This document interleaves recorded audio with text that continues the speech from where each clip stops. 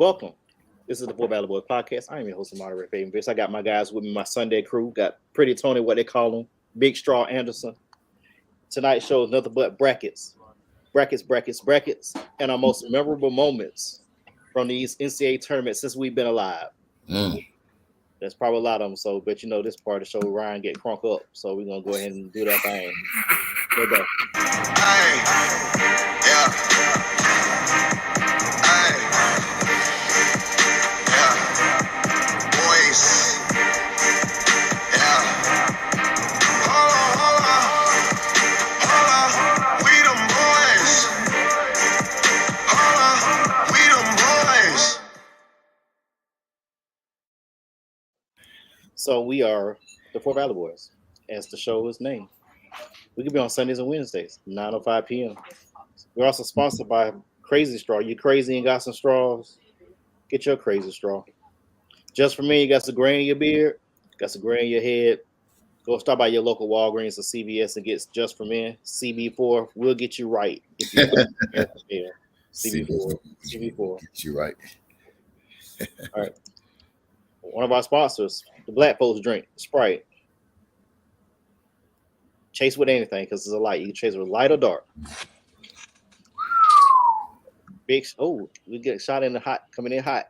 Arizona tea. You want some diabetes? Get your Arizona tea. It's been $1 since 1991. Arizona tea.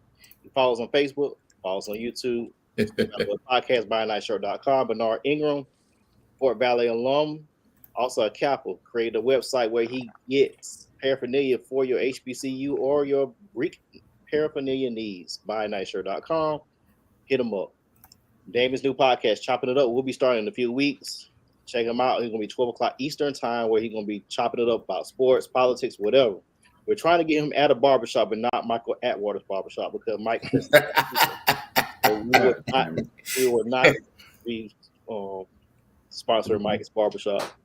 But we won't be responsible either. We're not going to be responsible either for anything happening.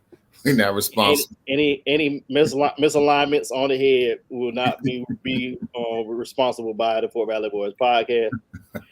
Also, Horatio went out for a quick second, but we got a new sponsor, y'all. Tony saw it the other day. We got a new sponsor.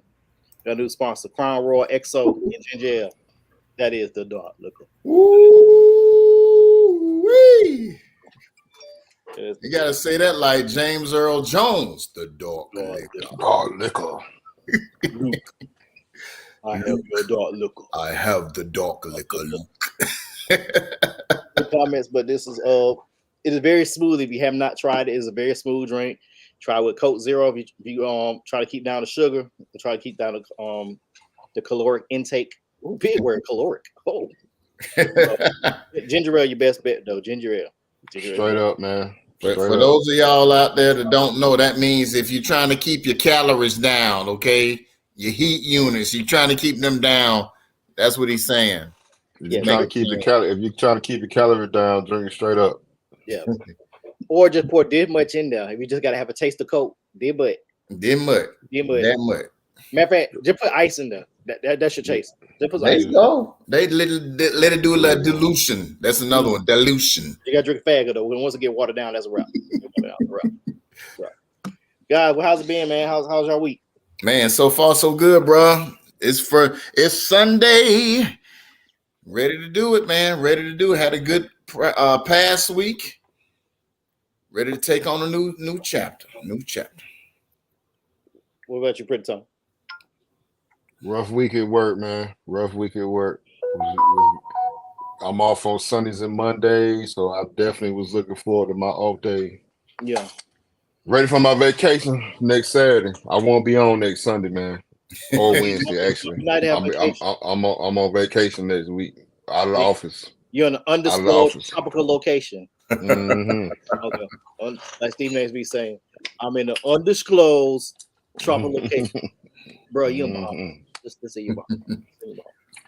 We got a lot to get on. Horatio hopefully will hop back on. I think he's having technical difficulties. I think he was refereeing a championship game today, so he's able to hop on tonight. Hopefully we'll get back. But the brackets came out today. If you are interested in joining the Fort Valley Boys podcast bracket, go to ESPN's Tournament Challenge. Type in Fort Valley Boys or FV Boys podcast, password Wildcats. Ain't no information in there, so you get that password. We got the social security number side to that thing. So last year, my cousin won it with Kansas winning the championship. My wife was in second. So we had a great bracket last year. So one that killed me with Kentucky last year, getting knocked out last year in the first round. So, but y'all first thoughts on these brackets? I'm gonna pull them up, and Kansas, Houston, Alabama, and I believe Purdue on number 1 seeds. Out of those 4 teams, which one is probably the weakest number 1 seed in your opinion? I'm looking at it and I'm scrolling through it now, trying to see exactly what we dealing with. I'm not sure. I'm trying to see because looking at it, it looks pretty strong. I would say Purdue. If I had to pick one of the 4, I would say Purdue. I would say Purdue as well. Just looking at it on paper, just looks like Purdue because you got a strong Houston team that's been in the top 5 pretty much all year round. Play some good basketball. They've been playing good basketball for the past 2-3 years. This might be their year. Sasser's going to hurt them. If Sasser does not play, is not available for the first week, Houston will be the first number 1 seed to go out. You can book it. If Sasser does not play, he changed the whole complexion of that team. Pulled groin. I pulled my groin years ago, and it took me a couple weeks for that joker to get back right. Yeah, it does not pull growing anything on the legs when you're going up and down like they go up and down. You're not gonna you're almost a shell of your former self. It takes some time to fully come back from a pull groin. It does. I'm going down to Purdue is at the bottom of the brackets right here. They are in the East, which kind of make a little sense. In the pre-production, I said I would put Kansas on the West and put Houston in the Midwest because I think Houston's been the more consistent team all year, even though Kansas had the more quad 1 wins. But we're not picking brackets right now. But we're not picking. We're gonna pick them Wednesday. All right. We're gonna pick them Wednesday. But I just want y'all to look at the East right now. This is what we're gonna look at. Look at the brackets. I'm gonna look at the top quad area right here. Of course, Purdue should get out the first round. Memphis and FAU, Florida Atlantic. Memphis probably going to be one of the best 8 seeds ever. Duke and Oral Roberts. If Mike was here, y'all gonna get that energy. Mike was here. Oral. And you got he said Oral. And Tennessee and Louisiana Lafayette, Raging Cajuns. Tennessee lost their point guard for the year towards ACL. So you got some major injuries coming into this tournament. And Bill Self is not an injury, but he was sick going into he had to leave the tournament early. So you don't know how his health is going to be going in there. But looking at this bracket right here, this is just the East. Look at the East right here. Kentucky, Providence, Kansas State, Michigan State. That's my. You mean the West, man, not the East. The West. No, this the East right. I'm East. Yeah, right here. The West and the East they look tough now. The East you got way more blue bloods on the East than you do in the West. I might be looking at the wrong thing, dude. Duke, Michigan State, Memphis, Bottoms, and Kentucky. I got it on the screen, Tony. I got it right on the screen. Duke. Kentucky, but I got it up on my Michigan computer. Duke, Kentucky, Michigan State. I'm looking this. That's just them 3 right there. I mean, you got you an old school NWA bunkhouse stampede right there. That's what you got, and you just hope somebody. I mean, whoever comes out of that is going to be the real bull of the woods. Because, I mean, goodness gracious. We didn't make it down to Marquette yet, and Marquette is legit. Shout out to Shaka Smart who left Texas to go to Marquette to his alma mater and won the Big East this year. They won the Big East. One is a 2 seed. They're a 2 seed. They're 2 seed, and that's probably one of the stronger 2 seeds right there. So that East, I mean, we all in consensus saying that 2 seed, that 1 seed is in some real trouble. like so we're not picking, but I agree because I never trusted Matt Painter. I never trusted him as a big time coach. The farther he's gotten this team, I believe, is the one Elite Eight, maybe one or two Sweet 16s. Been knocked out plenty of times the first couple rounds, but he has a 7-foot center, and the way the game is being played, that center is going to be taking out the game. Because they. So you think the East gonna be you? So you think the East the toughest region? I said Purdue gonna be the weakest link. I think the East is tough. I'm gonna go to the West. We're gonna look at the West right now. Let me slide it over. The bracketology is brought to you by Campbell Soup. All right. Good. Good. All right. We had to look at. See. There we go. Kansas plays Howard. This is the first time Howard's been in the tournament in 30 years. Arkansas, Illinois. Illinois is a tough team. Illinois is tough. Illinois is a tough team. Arkansas went to the Elite Eight last year. Arkansas should win that game, though. Arkansas should win that one. St. Mary's and VCU. You know, it's always a 5-12 to pick. This the 5-12 I'm picking right here. If I had, we're not picking, but VCU will be on my radar right now to win that game. UConn and Iona. That's Rick Pitino. Will Iona play hard, or will Rick Pitino be distracted by that St. John's or the Georgetown position? Wow. So we got to think about that. We get Big Shot on that. Big Shot with the deal. Big Shot, what's up? What's going on, gentlemen? Hey, Shot caller. What's up, Straw Pretty Tony Fade? What the deal What's going on, man? Technical difficulties out here in this remote place. You straight. Your team ain't in here this year. Longwood didn't make it this year. No. He said Longwood. He said Longwood. Longwood. He did Longwood. He's like, man, you crazy. Longwood made it to the Sweet 16. I'm like, man, Shot on to something last year. Oh, look, did Morehead State make it? Morehead. Let me. He said Morehead. Did Morehead State make it?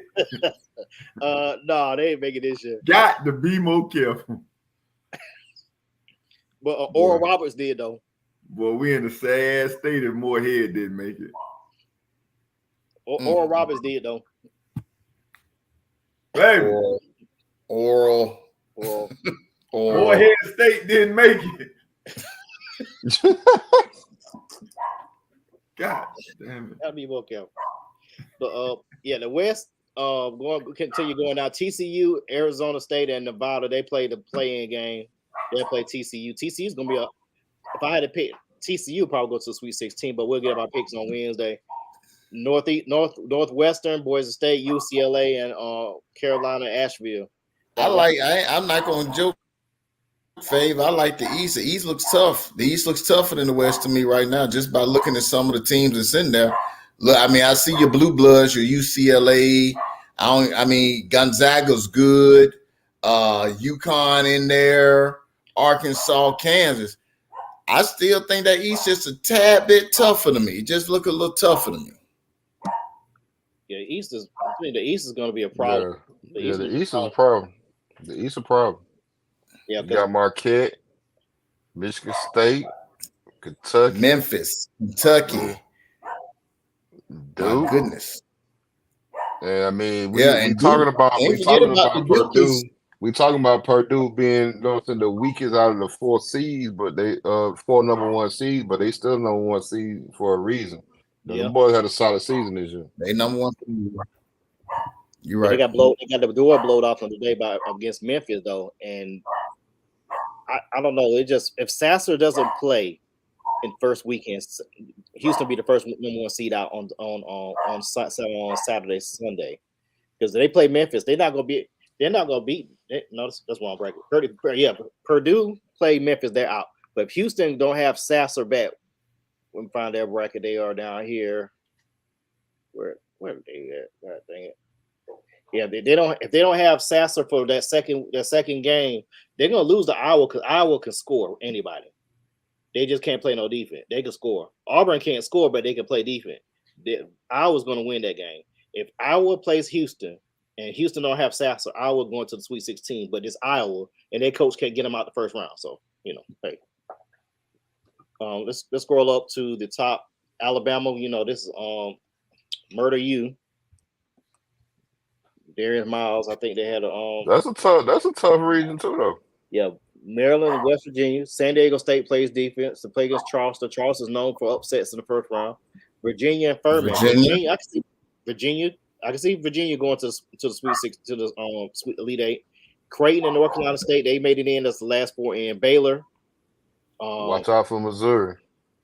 Missouri's had a very good year. Arizona, they got out the first. They got knocked out. Don't pick them yet. Don't pick them yet. Don't pick them yet. I'm not picking. I'm just clicking on it by accident.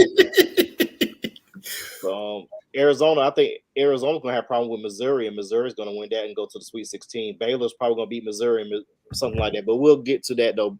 Remember, the last two champions are from the Big 12. So last two national champions are from the Big 12. In 2020, of course, it was the COVID year. We did not have a champion. So let's get shot in. Just looking at these brackets now, shot. What do you see? I think I'm gonna start at the top because I was looking at it. I actually did watch a little bit more basketball this year than previously. Alabama is the real deal. I mean, you know, they can kill you in a bunch of different ways, pun intended. Then Virginia, I think that whole East is weak. If you ask me, I don't think Virginia is a strong 4 seed. Just by watching them the last couple of weeks, ACC. I was following the Hurricanes, and I just feel like Virginia didn't show up in the ACC championship game. I think Miami's a really, really strong team. I think they would have beaten Duke had they didn't lose the big guy. But I just think Virginia's disappeared completely over the last 7-8 games. They actually had a chance to win the ACC tournament. I mean, regular season title outright. And I don't know what's going on with them. They're known for defense, and they're not playing it right now. Baylor's tough. I like Baylor, but I think with Virginia being a 4 seed, I think Baylor, they won't actually see them. Alabama run through that easy. I don't see nobody over there stopping Alabama right now from getting, to the grade 8 until maybe they see Baylor. Arizona's legit. I watched them. They look like they can score from inside to outside. I heard somebody say something about Memphis. Everybody love Penny, but the fact that you got to play FAU as an 8-9 seed tells me all I need to know about Memphis. But I haven't really seen them that much. I think Duke is playing really well. That boy Filipowski is seems like he's going to be a legit college player. But of course, I'm rooting on Oral Roberts to beat them. That's just a given. Oral. Yeah. Oral. I honestly think, y'all can tell me, like I said, y'all watch, I've only watched a fraction of what y'all have watched, but I think Kentucky is really an 8 seed and they're a 6 seed based off because they named Kentucky. If you ask me, I agree. Kentucky, they had an up and down year. Yeah, I think everybody want Michigan State to be strong. They beat the brakes off of Michigan, if I'm not mistaken. But I see a lot of the traditional names getting bumped up. Basically because of the name from what I've seen. Yeah. Like I got a chance to watch a lot of basketball over the last couple of days being out of town. And again, I go back to what my guy Chuck Ford said years ago. Some of these guys just don't pass the eye test. I see some 3-point shooters, which tells me, and one thing I did notice, just from being at this tournament, unless you are a legit NBA guy, most of these guys, man, if they shooting 50% on Tuesday, they shooting 20% on Wednesday. Now if they can survive that W on Wednesday and they come back on Thursday or the third game, then they get back. These kids run hot and cold, man. So which is what the tournament is all about. I really like Miami. Honestly, I ain't trying to be a homer. I like Miami if that big kid come back. Isaiah Wong, I think Miami's really, really strong. I think they would have been a 3 seed had they beaten Duke and that kid would have played in the game. So I think Miami's going to be that's a 5-12 game where I'm definitely going to pick Miami. I think Texas A&M ran out of gas. Texas is legit, but we're going to see what this new coach can do. And I think Kansas is legit. I really do. I like Kansas. I like Kansas to unofficially cut down the nets when we do the brackets on Tuesday. Yeah, for those that don't know, Texas's coach Chris Beard was fired for domestic violence. The charges were dropped 2 weeks ago, but just the fact that you were involved in something with domestic violence is enough for me right there. Didn't he resign though? No, they suspended him, then they fired him. I thought he resigned. I thought he stepped down. Wow. No, they gave him the pink slip. They did the Donald Trump on him. Fire. So you like to fire everybody. So I just want to make sure. I don't like to fire everybody. I just like to fire the motherfucker that don't do no work. And let me ask this, because again, I know y'all watch way more basketball, and the one team that I have not seen, or one of the top teams that I have not seen this year at all, is Gonzaga. Are they legit, or I mean, I don't want to sound a certain way, but they keep getting these people from the mountains, averaging, over 20 points.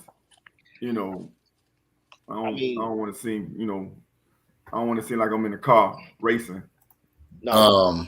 Go ahead, Straw. I saw them earlier. They looked like they were pretty good. Against who? Like you said, Shot. They seem to get these folks from these mountains, and they be pretty big. Big, looking like a Bigfoot in the middle with a headband on, looking like Teen Wolf. Michael J. Fox playing Teen Wolf. So they I don't think they not the Gonzaga of old that when you think about it, hey, they got a chance at title run, but they gonna Sweet 16. Yeah, they some of their out of conference games, they were hit and miss. They lost to Baylor by 1. They got the doors blown off of them by Purdue. They blew out Kentucky, but they got blown out by Texas. But they beat Michigan State early in the year. They're non-conference. They beat Alabama early in the year though, on December 17th.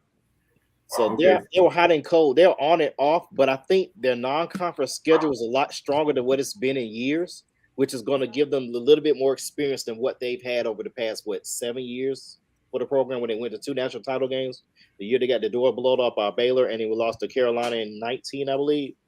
But they're more. Just because they're not in 1 seed don't mean they're not going to be a strong team. But he is Mark Few.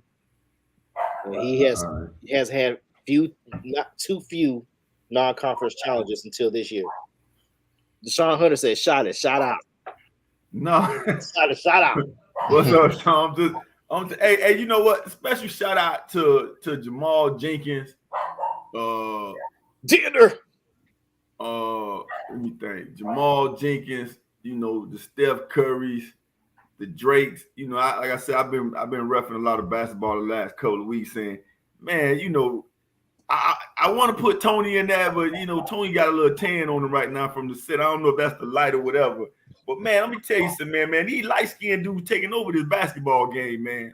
The games I've been to, man, these light-skinned dudes, man, these Drakes, they've been taking over basketball. All them Draymonds, hey boy, we about to be extinct. I'm a little bit under Tony. Straw you out. D-Ran, do the podcast, bro. Let me tell you, these light-skinned dudes, they taking over. What? Y'all been watching the games, right? All the guards light-skinned. Yeah, they are. All the guards come from mixed households. I'm telling you. It's about to be a takeover. I'm telling you. I think, man, okay, all right. Hey, bro, I can't even Avery Johnson that thing. Man, you better start coaching because that basketball, I'm telling you. Who on the All-American team? Somebody pull an All-American team. I bet they light skin. Pull them up. I don't think they have. They haven't named the final All-American team. They got the preseason ones. They got the conference player of the years though, right? Yeah, Brandon Miller, light skin. Okay, Isaiah Wong, light skin. Here go Morehead State. Yeah, Morehead State. Yeah,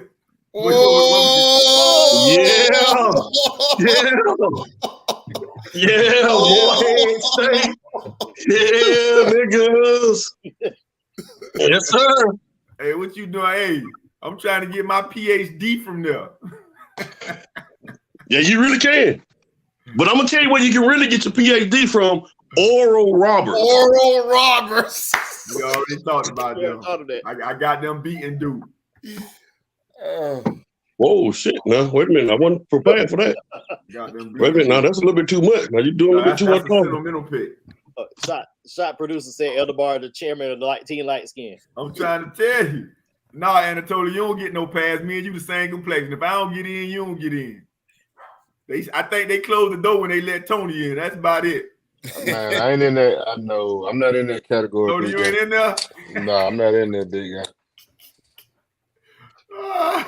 Hold on, I'm finna pull up. I got a little bit of a tan. Got a little bit of a tan. tan. Up, Tony. I see you. Who the SEC player of the year?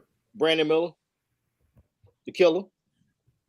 Oh man, I'm out. I'm already. Look, killer. You think the smoking gun?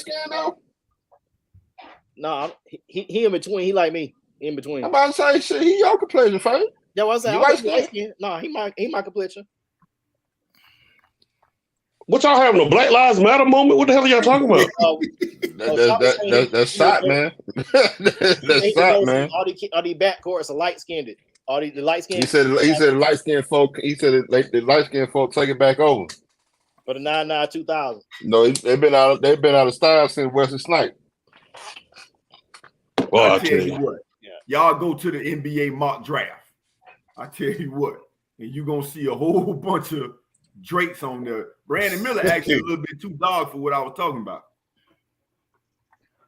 I'm just saying. Yeah. Mike, who's your weekend number one seed since you're jumping in? Who's your weekend number one seed? Oh, damn, he won. Weekend's number one seed right now is going to be Houston, according to see what's going on with Marcus Sasser. Yeah. If Marcus Sasser is hurt, Houston might be in trouble. Kansas may be in trouble if they get Arkansas in that second round. I don't know, Mike. Purdue I just don't trust Matt Painter. You asked me, didn't you? Didn't you ask me? Or I did. That is correct. But I'm rebutting your comment. That's all I'm saying. I'm just giving you my thoughts also. Yeah, Houston, man, if Sasser is not healthy, and Kansas, if Corden, because Kansas got UCLA, Gonzaga, and I ain't got the bracket in front of them. I just remember it off the top. UCLA and Gonzaga, I think, are in Kansas bracket, if I'm not mistaken. So we that bracket, we were looking at the bracket because the bracket, it looks fine in the West, but look at that East, cuz. The problem with the East, this is the only thing about the East, and once again, I ain't even looking. I just going off the top of my head. The East got Duke, Kentucky, Michigan State, all them in the East, if I'm not mistaken. That's correct.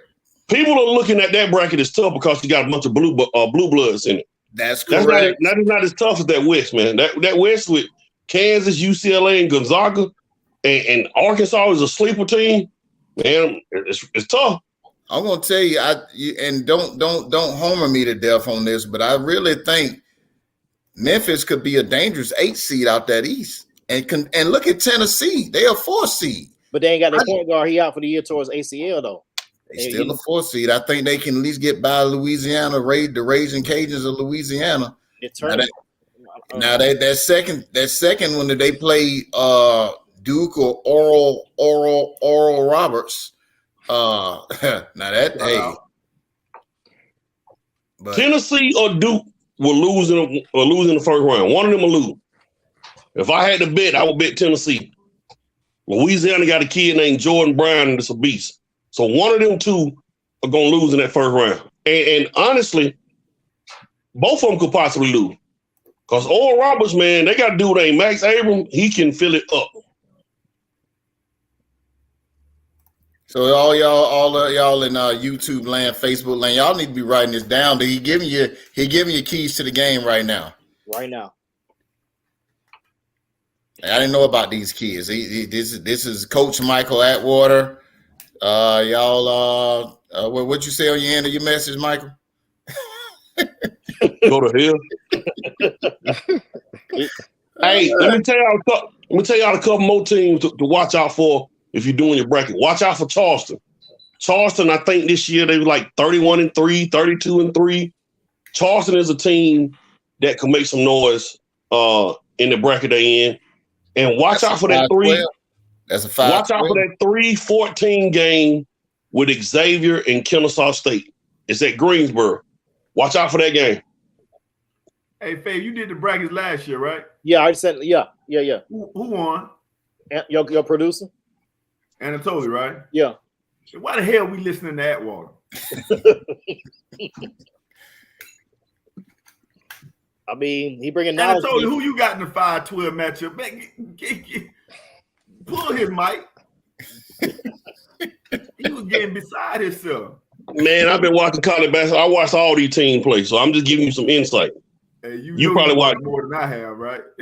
You probably watched what, one game this year? Hey, can we go back in history Atwater? Yeah. Let's take it back down the road. That boy Faye say, "Shot, who you got?" They said he ain't watched not 1 minute, boy. I say, now you know damn well in the pre-production I told you gonna call me out like that. Hey, y'all go ahead. Hey, real quick though, man. Real quick, all jokes aside, man. Shout out to my brother Ratio, man. He is making power moves in the world of college basketball officiating. He did his Florida JUCO championship, man. Shout out to my boy, man, for real. Don't be surprised y'all see him on the NCAA tournament. What your post say? 3 of the great.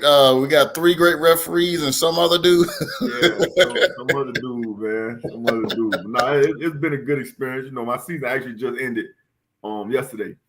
I was fortunate enough to do the JUCO championship game and the NAIA semifinal game.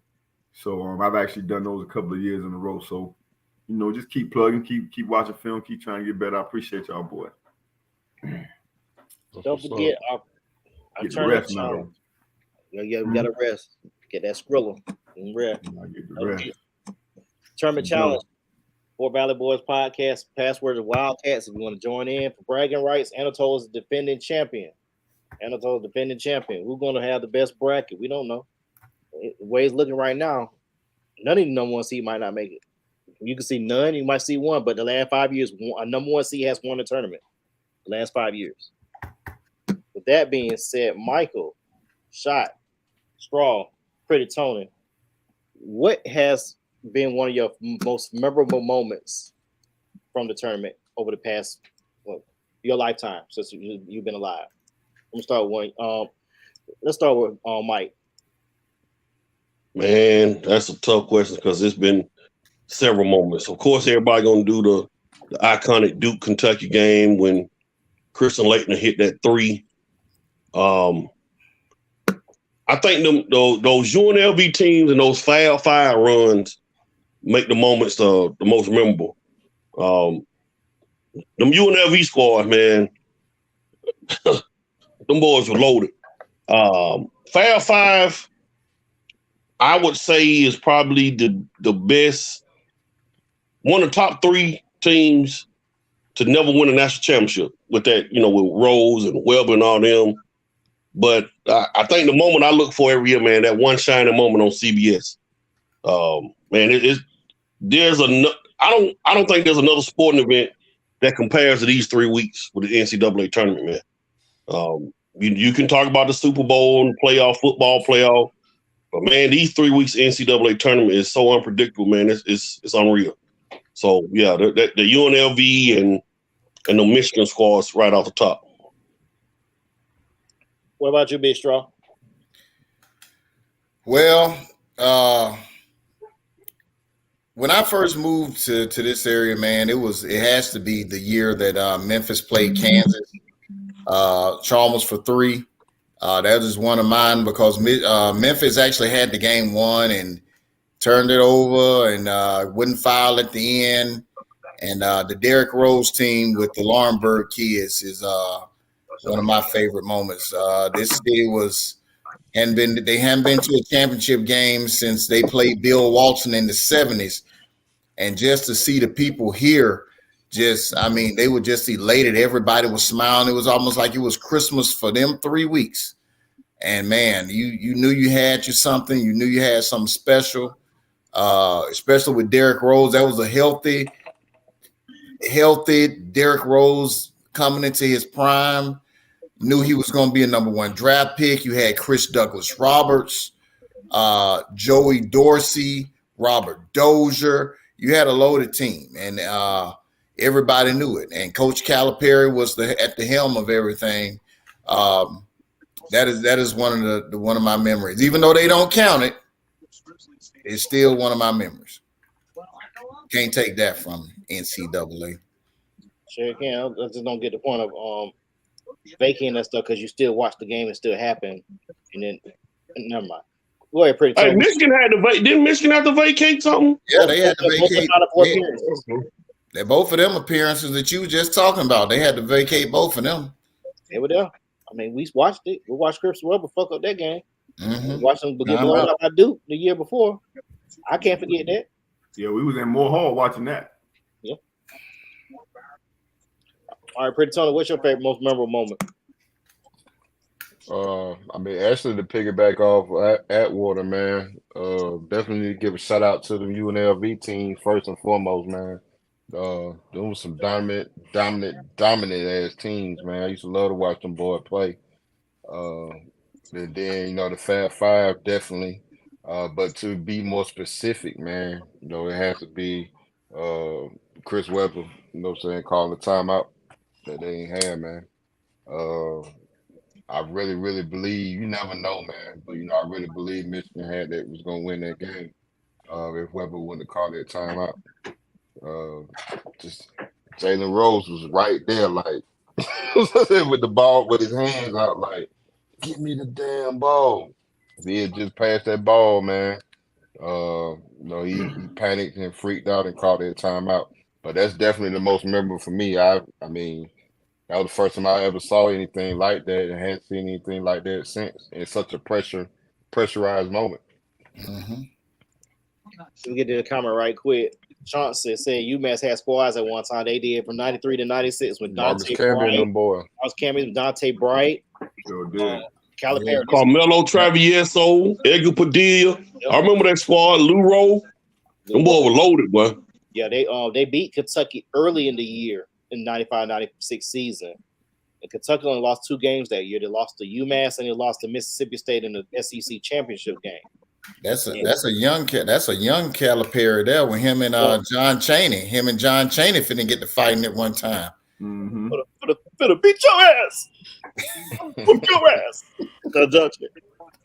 Come here, like, whoop your ass. That Kentucky squad had Ron Mercer, Derek Anderson, Ron Mercer, Tony Delk. Ooh, they were loaded. Antoine Walker. God. Was Jeff Shepard on that team? No. Jeff Shepard was on that team. He's on the B squad. Nazir Muhammad. Jeff Shepard won a championship 2 years later. Well, he was on that. No, he's on that team. He was on that B. He was on the B team on that 96 team. He was on that roster. I know he won a championship 2 years later with Wayne Turner. Yeah, Wayne Turner was on that roster. Their B team won a championship in 98. Because remember he used to come down there where we was at out of McIntosh, Georgia. Yeah. Well, we played that dude, that man. Jeff Shepard was tough, boy. Marist, right? Nah, Jeff Shepard went to McIntosh. Okay.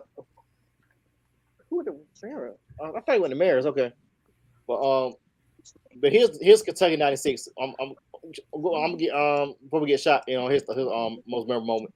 Tony Delk, Allen Edwards, Wayne Turner, Nazir Muhammad, Jeff Shepard, Cameron Mills, Derek Anderson, Antoine Walker, Anthony Elps, Jared Prickett, Ron Mercer. They said Jared Prickett was the next Larry Bird. We'll see how to word that for him. Ron Mercer, Walter McCarty, Mark Pope, Jason Latham, and Oliver Simmons. That was their roster. Most of those guys on that roster won a second championship in 98 when we'll talk. That's one of my moments in 98. But Shot, which one of your most memorable moments from March Madness? It's funny. Tony mentioned Webber because like I said, I was reffing and that actually came up. If somebody called, because one of our procedures is let the coach know when they out of timeouts. We let them know, hey, coach, you got one left.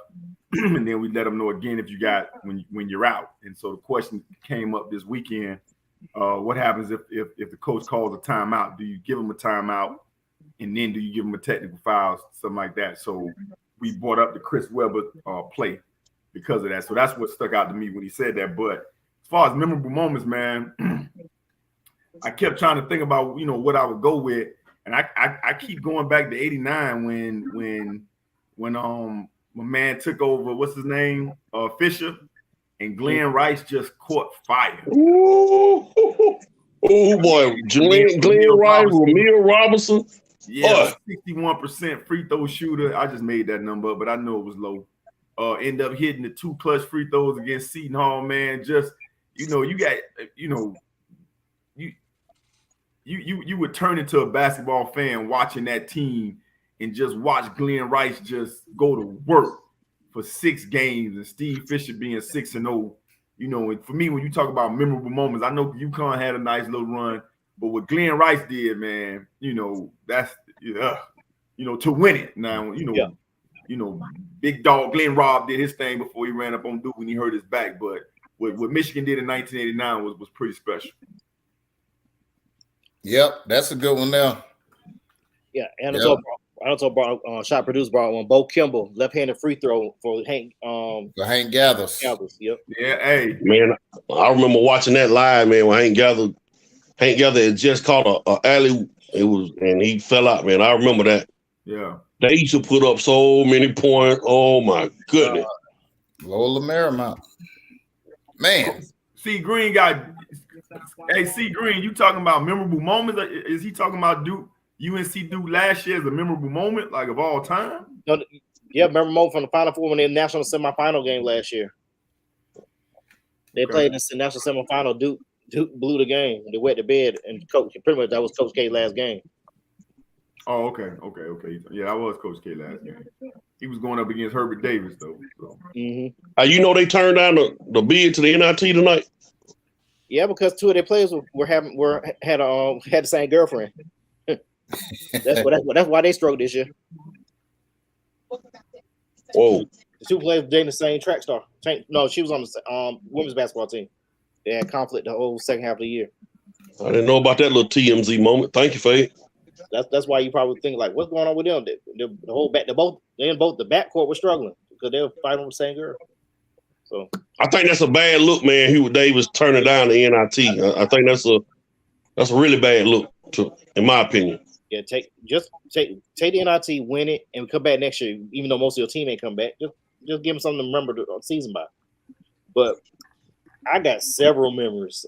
I want to start with that year Duke lost to Kentucky in the Elite 8 in '98. They was up by 17 in the second half of the game.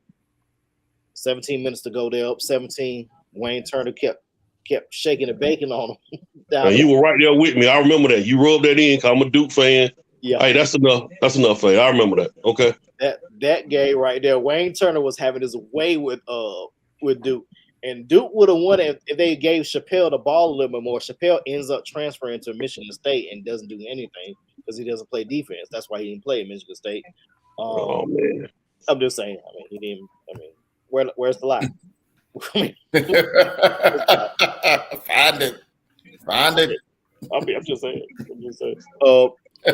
Corey Green said Arkansas 94. I'm gonna give you 94, but I'm gonna give you California with the birth of Lamont Murray and Jason Kidd. Folks don't remember that. I believe that they came out that year and showed out in the tournament. I mean, that's when they put Cal on the map with Todd Bozeman, of course. They beat Duke that year. Yep. Yeah, didn't they call that the changing of the guard? Who was the Duke point guard? Bobby Hurley. Was that Hurley? Bobby Hurley. Yep. Bobby Hurley. Okay. Another memorable moment for me, and this will be my last one for that. Just for tournament purposes, that Villanova shot against Carolina about 5 years ago, Mike? 5-6 years ago. Yeah, Chris Jenkins hit it at the buzzer. I know North Carolina was sick. They were sick the rest of that year, but they won it the next year though against Gonzaga. So, but one more. Virginia being the first number 1 seed to lose in the first round. Virginia being the first number 1 seed to lose. And they came back the next year and won it all. Yeah. Hey, I realized something the other day? They hadn't had a back-to-back champ since Florida. With Joakim Noah and Al Horford, Cord Brewer, and all them Al boys. Horford. Yeah, that's yep. Kansas has a chance, but Anatole said early in the chat they're playing start 6 play with no hype, so that means nobody over 6'6", 6'8" is playing when he's running their rotation. But Wednesday, if you watch the show, we're gonna go through bracket by bracket, East, West, Midwest, and South, and tell you our picks and go to a winner. So that's gonna be the whole episode, unless something happens in the NFL that supersedes that, like Lamar Jackson get traded to the 49ers or something like that. but other than that, we got one more topic I want to broach, which are you guys on here. Bears trading number 1 pick, Carolina for their number 1 pick, their 9th pick, the 61st pick, their number 1 pick next year, and DJ Moore. That's a haul right there. DJ Moore, if he played for the Bears on his stats right now, he'll be in top 5 ranking with the Bears on receivers. Mike, what's your thoughts on that trade? Carolina clearly is they clearly see something, either CJ Stroud or Bryce Young. Those are 2 quarterbacks that people feel like are maybe generational quarterbacks. It's clear as day that one of them guys they're gonna get, and they put it all in the hat for. I think they gave up a lot, but you got to give up a lot to get the number 1 pick. So, with that being said, we all know that that's going to either be a CJ Stroud or a Bryce Young pick. If it's me personally, just going off the metrics, I'm going with CJ Stroud. I know Bryce Young maybe had a better career, and I think they listed Bryce Young maybe like 5'10", which I don't even think that really matters no more, because you got Kyler Murray, short quarterback. Of course, you had Drew Brees. A lot of quarterbacks are at that 5'10", 5'11" mark. If I'm Carolina, I'm getting CJ Stroud. And that's what I'm going with. And I'm building on getting receivers and O-linemen 2nd, 3rd round. All right, Britt Tony. I think it was a great trade for the Bears. I wasn't surprised, but I think it was a good trade for them. Obviously, showing that commitment to Justin Fields, and gives them a weapon, and DJ Moore, and gives them some picks to hopefully give some help on that offensive line, and get them some more weapons, man. So I think it was a good trade for the Bears, and jury's out on the Panthers. Depends on who they pick and how they turn out. Who you getting, Tony? Carolina Panthers select? I'll say CJ Stroud, man. I'll say Stroud. 6'3", 214, accurate quarterback, but a 1-read quarterback. But that's the logical pick, though. Makes sense to me. Then Texans will take Bryce Young. Big Straw, then Shot. Man, I'm kind of upset because this is the first time I heard of it. I guess I've been working a little too hard, and here it is right here. Yeah, I agree with Tony. They're showing that they're gonna be behind Justin Fields.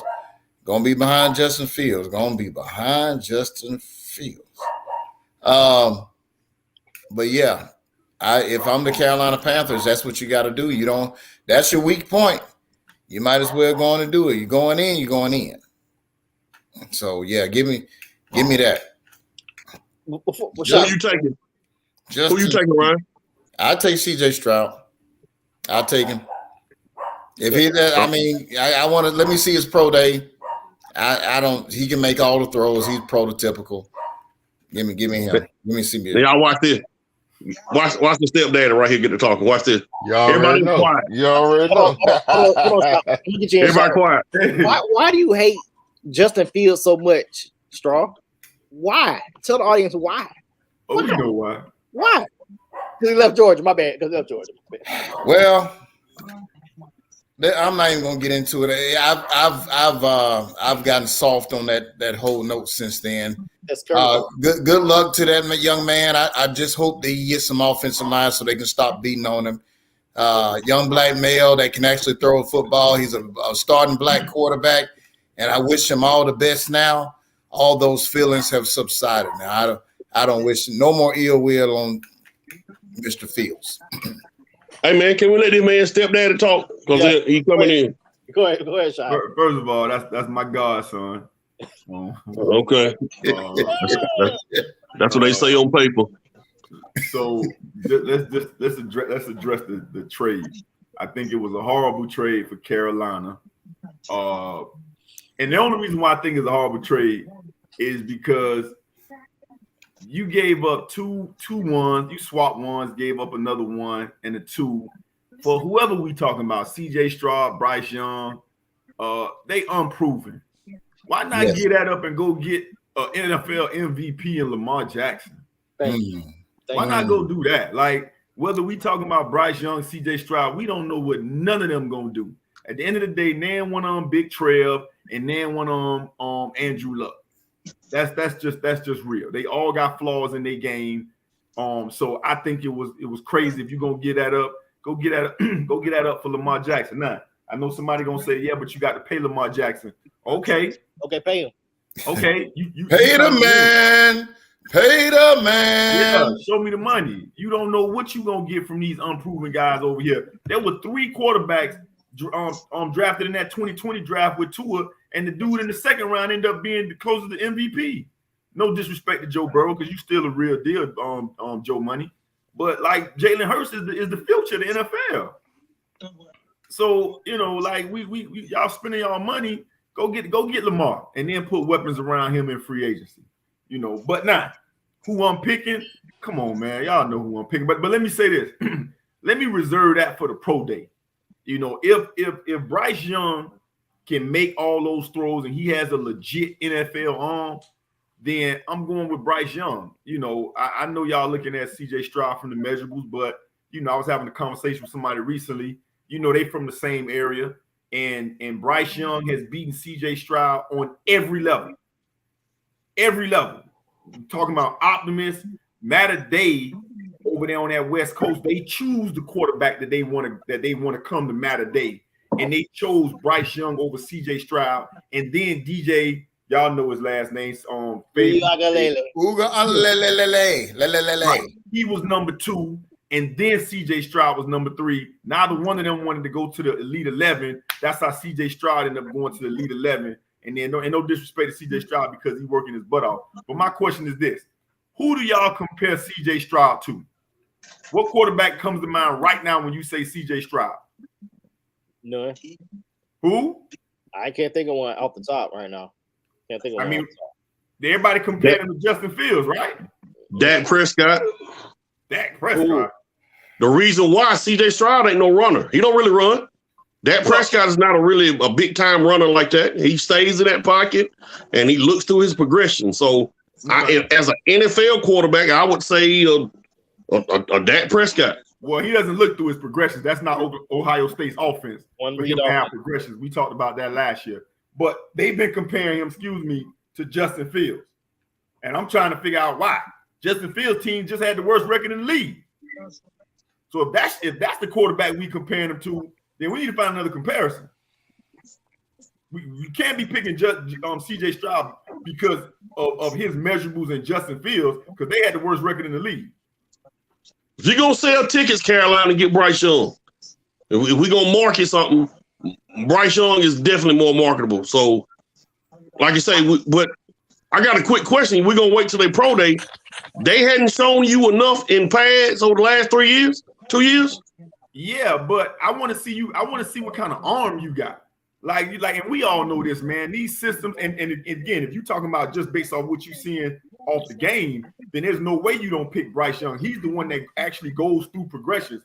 CJ Stroud doesn't go through progressions. They showed y'all what Ohio State offense is. It's a triangle offense where he just stay in a certain area. He doesn't read the whole field. They don't ask him to do that. Nothing against him. They don't ask you to do that as a quarterback at Ohio State. But then Bryce Young got his own knock because hell, when he gets to the league, he's not gonna have receivers like the ones he's been playing with. So, but he's asked to progress, to go through his progressions at Alabama. CJ Stroud ain't been asked to do that. I mean, that's just real. To be fair on that comparison with Bryce Young, his receivers this year were not that great. Last year you had Mechie and James Williams, right? Yeah, but this year he had me, Atwater, Straw, Ratio, Anatole, Tony. We were his receivers. No, hey man, what's my what the hell you trying to say, Frank? What's my classification? I'm trying to see if I can get drafted. Red shirt junior. Red shirt junior. Or like maroon shirt senior. T-shirt. I'm a T-shirt freshman. Yeah. I just want to see what kind of arms they got. Yeah. Before we start, talking about what they can do in the league. To me, if you ain't got that arm to stretch the field and to go to the hash mark with velocity, then we got problems. I'm going to the USFL. When's the draft? It was 5 minutes ago. 5 minutes ago. I ain't getting the phone call. So quick poll. Go ahead. Everybody taking CJ Stroud except me, right? I'll take Bryce Young. I'll take him. Oh, okay, Faith. And nobody's taking Anthony Richardson? Whoa. What we gonna take him to? Number one over. We're taking it well. No, I'm asking. No. Listen, I watched some of the Florida games. He can't throw it in the ocean. Right. From the pier. Right. From the pier consistently. Right. On Monday, he'll hit a fish from 30 yards out. On Tuesday, he'll throw that shit from one island to the next and won't never touch the water.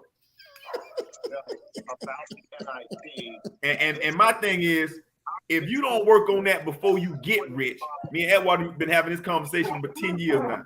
If you don't work on that before you get rich, who's going to make you work on that once they write you the check? Where's your hunger? You got to have it. In this game, you're a professional. You have to have that drive and you have to have that hunger. So if he ain't got it now, he ain't never going to have it. He might as well be Jamarcus Russell. I'm just saying. He's I know that's not a good comparison because he runs a 4.4 and he jumps out the building. But you got to, do you want to get better? That's my thing. Does he want to get better? If he wants to get better and he thinks he can get better, yeah, there's a team out there for him. But if he doesn't want to get better, if he just want to get this money, get the bag, as the young folks say, got a spot on the way they signed it right now, they think it's possible. It could be 4 quarterbacks going in the top 10. I just don't see how, but maybe it is.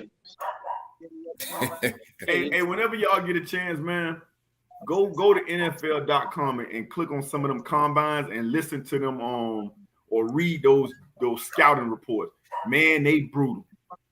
They be talking about all the guys we like, and they'll flat out tell you, undrafted free agent at best NFL backup. I'm talking about the guys we like. Who are some of the top receivers coming out? Addison. They like him. They say he runs smooth routes. TCU wide receiver. Yeah, they were saying his separation. He's not fluid in his routes. It's another guy. Buddy from Ohio State. Yeah. Yeah, they don't have him as the best receiver coming out. When you go in there, they talk about, they say his route running is clean, but it's some of the stuff like at the top of his routes, he's not good. They killed your boy Jaden Hazelwood. Oh my God. They killed him. Undisciplined routes, lacks elite level acceleration, special teams player at best. I said, Jesus, don't hold back, will you? Hazelwood came out? Yeah, he came out. Yeah, he came out. Man, when y'all get a chance before the draft, y'all read some of them scouting reports, man. Them NFL scouts, they brutal. Hey, I know we're finna go, but I ain't talking about it, and I ain't talking to Shot about it. Shot, after all the stuff with Jalen Carter, what you draft him? You a GM? Just 2 overall, yeah. Okay.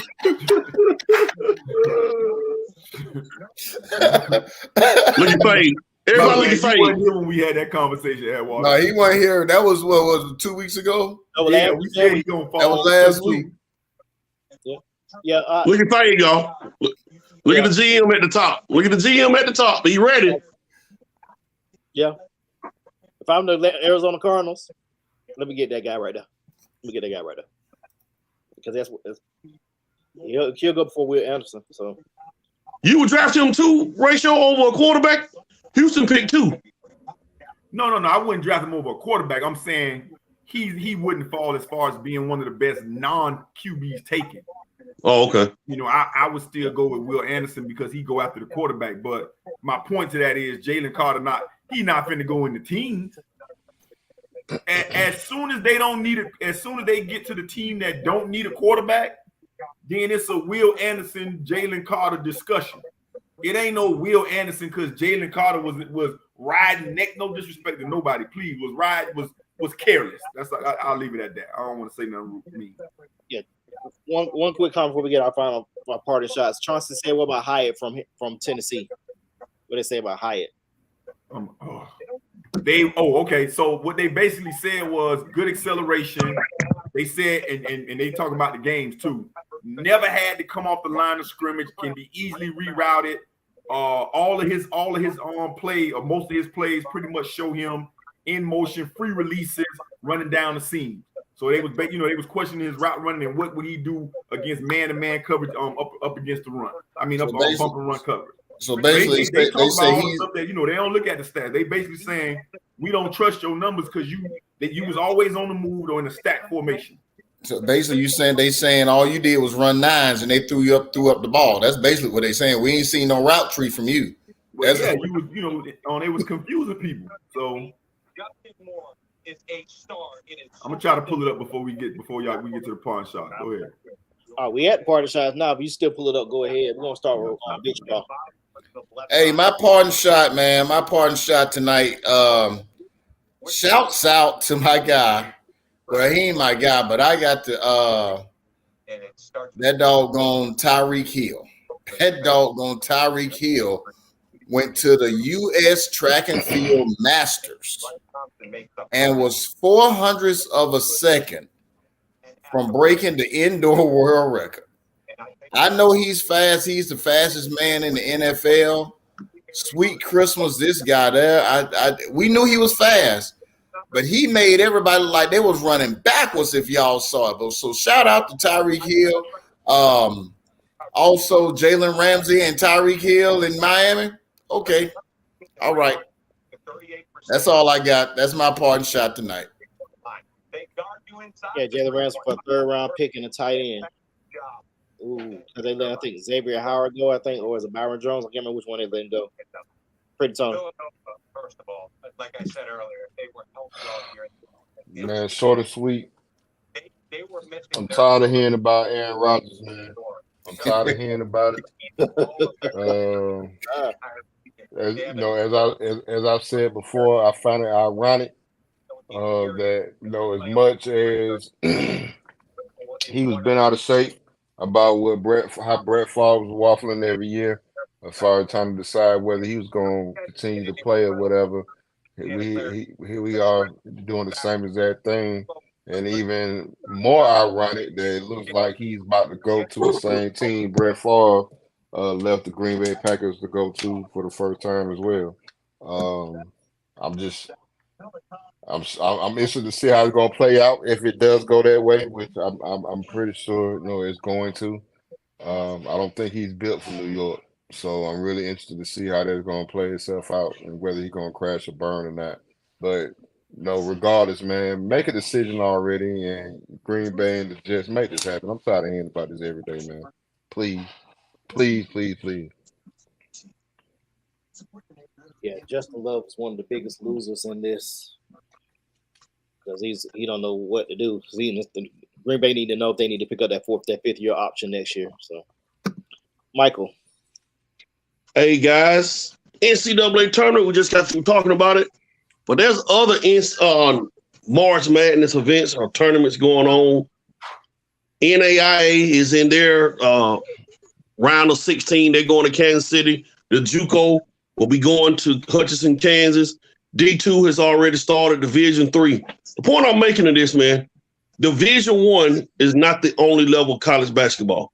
If people out there that think that D2, D3, NAIA, JUCO ain't no good basketball, go to a game. There's a lot of kids at these levels that should be playing D1 basketball, but for other reasons, they're not. There's big-time basketball players at the D2, the JUCO, the NAIA, D3 level. So all I'm saying to you, go to a small college game. Watch the talent at these games with these guys, and you will be amazed that a lot of these kids, you will leave saying, man, why is he here? It's big-time basketball players at the small college level. All right, big shot brought to you by with the Black Thought brought to you by, excuse me. XO.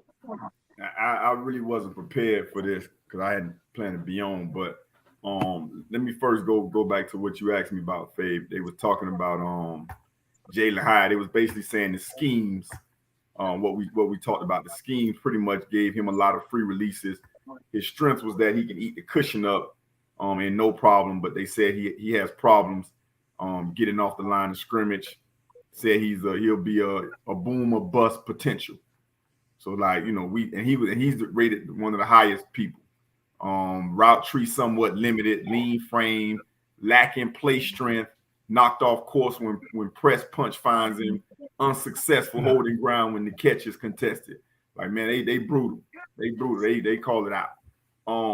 But I'll piggyback a little bit off of what Atwater was said when we start talking about NBA and the work ethic. And I really want to talk to these black moms and dads who keep pushing the narrative with their kids on social media and thinking, you know, that their kid is the next one.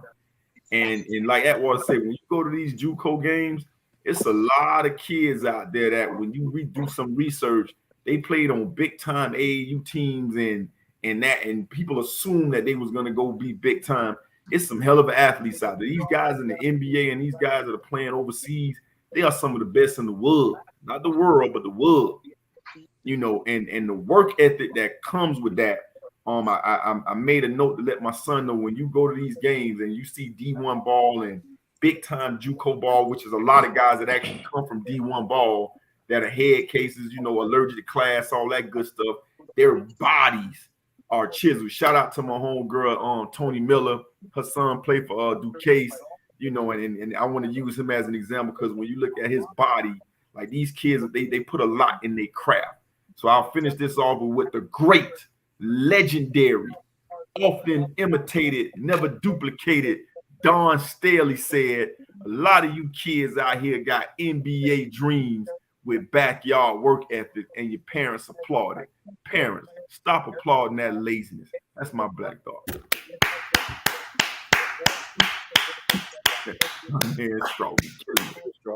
That's what I be talking about. That's what I be. That boy good. That boy good.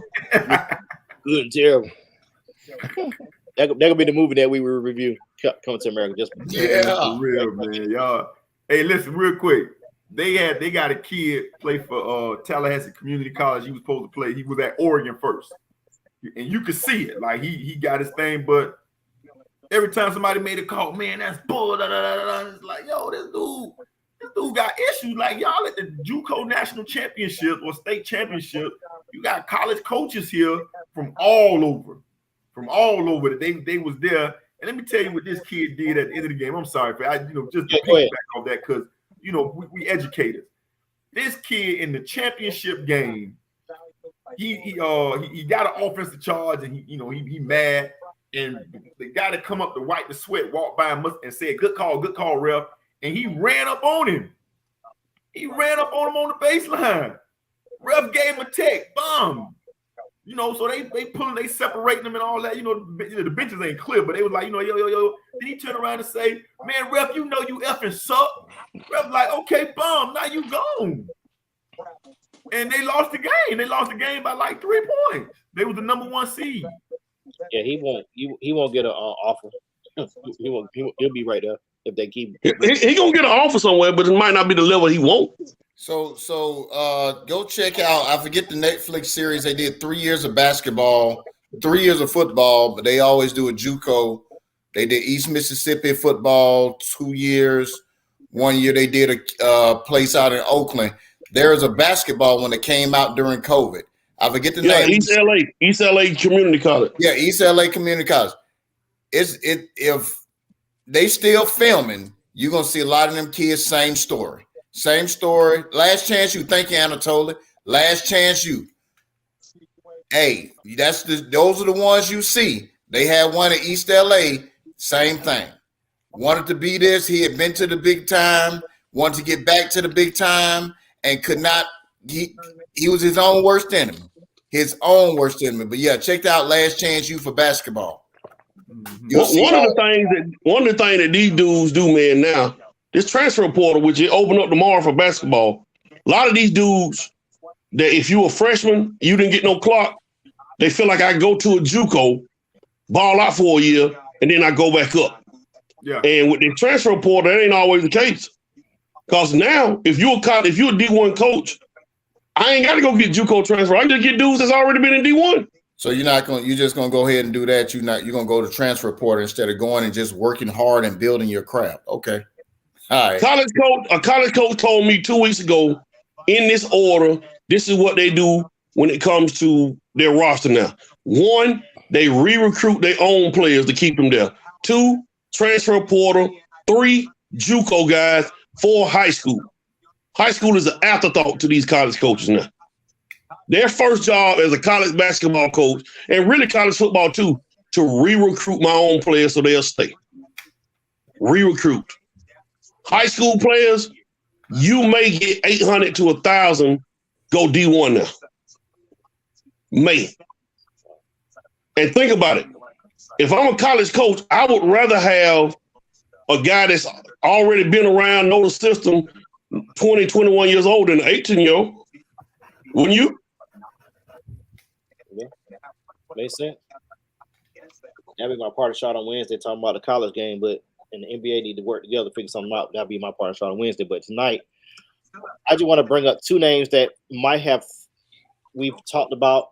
One of them I brought up last year, John Mechie and Damar Hamlin. Damar Hamlin, we know he had a cardiac arrest on the field, and he's progressing very well. My advice to you is don't rush back too soon. When you're ready, sit down a little bit longer. Now, John Mechie, he had a form of leukemia they found out about in training camp. We have not heard from the Texans. They say he is progressing well. He should be ready for off-season workouts and training camp. But these young black men, just take your time. Let the team pay for your medical needs. Get right. Do what you need to do for your family. Plan for after football right now, because we don't know what it's going to look like if you get back on the field right now. Plan for your family going forward. This is generational wealth that you have right now. I'm not saying you can't play, but if you can't play, you need to be ready for that time after that right now. So we want you to continue to get better, especially Damar Hamlin, John Mechie, you being counselor. We want you back on the field, but at the same time, you need to get your family right. You need to plan for your future generations. And we want to see you on the field, but we want to see you outside of football longer than that. That's our show for tonight. We're gonna see you to class. Huh? Go to class so you won't put your life in jeopardy like that. Go to class. Everybody talking about Damar Hamlin need to take his time. Did anybody check his grades? I mean, maybe football is the only avenue. Yeah, I agree. I'm just looking at just don't rush back too fast, especially. No, I agree with you. That's all I'm saying. Just don't rush it back to. I got to get back. The NFLPA gonna take care of you. You're gonna be good. They're gonna take care of you because those are extreme circumstances. But yeah, go back, get some classes, get your degree. Do like Vince Carter did, graduate during the playoff. Get your degree. That's our show for tonight. Don't forget you follow us on Facebook and YouTube. We'll see you Wednesday for the Bracket Buster Extravaganza. Oh yeah, I'm about to fill out my bracket now. All right, y'all holla. Y'all boys be good. All right.